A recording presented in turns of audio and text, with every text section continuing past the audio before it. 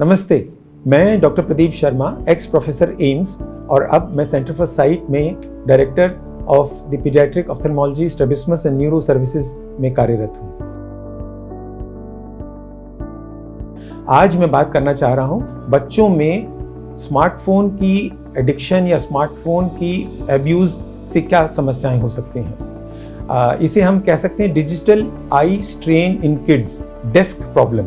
अगर बच्चे ज़्यादा देर स्मार्टफोन पे काम करते हैं तो उनकी जो मांसपेशियां हैं, जो नज़दीक देखने की मांसपेशियां हैं, वो ज़्यादा एक्शन में आती हैं और उस कारण से कन्वर्जेंट स्क्विंट या कि ईसोट्रोपिया हो सकता है।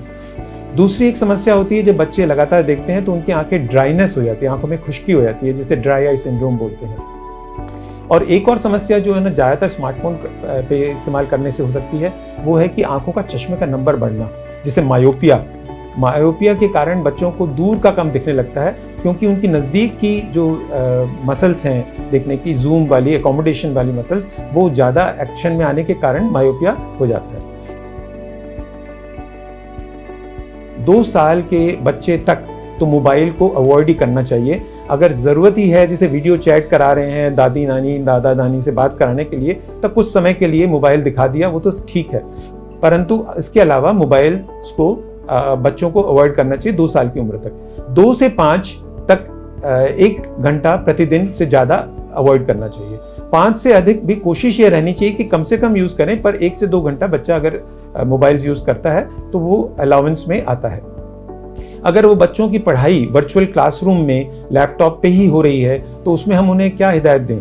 हम उन्हें कहेंगे कि 20-20-20 रूल अपने दिल में धार लें कि जब बच्चे ज़्यादा देर पढ़ाई करते हैं तो हर 20 मिनट में कम से कम 20 सेकंड के लिए 20 फुट दूर अपनी दृष्टि को डालें।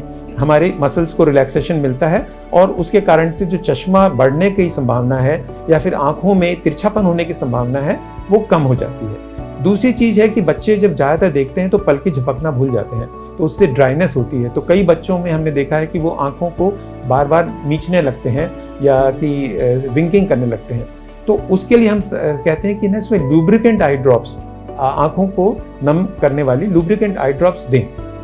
इसके अलावा चश्मे की जांच कराएं आप जाके, संभावना जहाँ पे भी आपको हो, और अगर संभव हो, अगर तिरछापन है तो उसकी भी जांच होनी चाहिए। कई बार तो ये चश्मे पहनने से सही हो जाएगी, अथवा कई बार इसमें ऑपरेशन की भी जरूरत पड़ सकती है। Follow Center for Sight and post your queries to get answers from the experts.